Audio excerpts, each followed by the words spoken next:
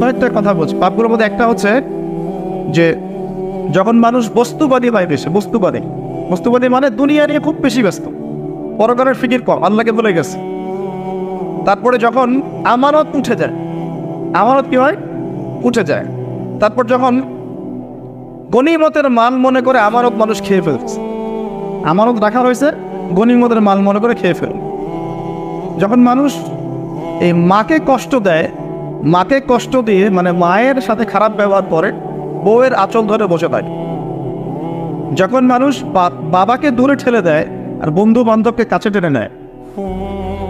তারপরে আছে যখন গান বাজনা বাদ্যযন্ত্র বেশি হয়, মানুষের কানের কাছে যখন বাদ্যযন্ত্র বাজতে থাকে, মানে হেডফোন দিয়ে গান শুনছে না, এখন কানের কাছে বাদ্যযন্ত্র বাজছে।